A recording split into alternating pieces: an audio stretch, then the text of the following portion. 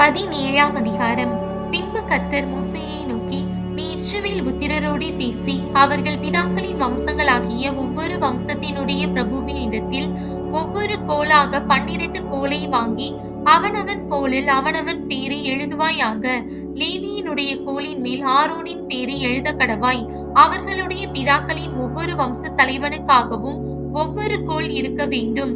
அவைகளை ஆசரிப்பு கூடாரத்திலே நான் உங்களை சந்திக்கும் ஸ்தானமாகிய சாட்சி பெட்டிக்கு முன்னே வைக்க கடவாய். அப்பொழுது நான் தெரிந்து கொள்ளுகிறவனுடைய கோல் துளிர்க்கும். இப்படி இஸ்ரவேல் புத்திரர் உங்களுக்கு விரோதமாய் முறுமுறுக்கிற அவர்கள் முறுமுறுப்பை என்னை விட்டு ஒழிய பண்ணுவேன் என்றார். இதை மோசே இஸ்ரவேல் புத்திரரோடே சொன்னான்.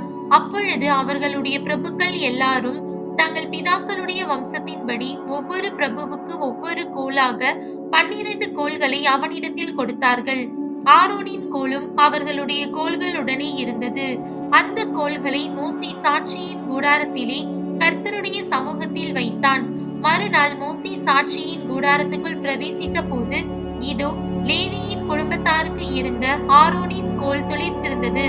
அது துளிர்விட்டு பூ பூத்து வாதுமை பழங்களை கொடுத்தது. அப்பொழுது மோசே கர்த்தருடைய சமூகத்தில் இருந்த அந்த கோல்களை எல்லாம் எடுத்து இஸ்ரவேல் புத்திரர் எல்லாரும் காண வெளியே கொண்டு வந்தான்.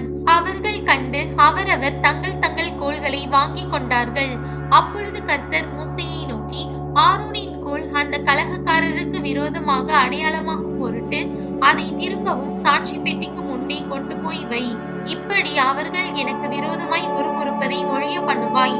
அப்பொழுது அவர்கள் சாக மாட்டார்கள் என்றார். கர்த்தர் தனக்கு கட்டளையிட்டபடியே மோசே செய்தான். அப்பொழுது இஸ்ரவேல் புத்திரர் மோசேயை நோக்கி, இதோ, செத்து அழிந்து போகிறோம். நாங்கள் எல்லாரும் அழிந்து போகிறோம். கர்த்தரின் வாசஸ்தலத்தின் கிட்டே வருகிற எவனும் சாகிறான். நாங்கள் எல்லாரும் செத்துதான் தீருமோ என்றார்கள்.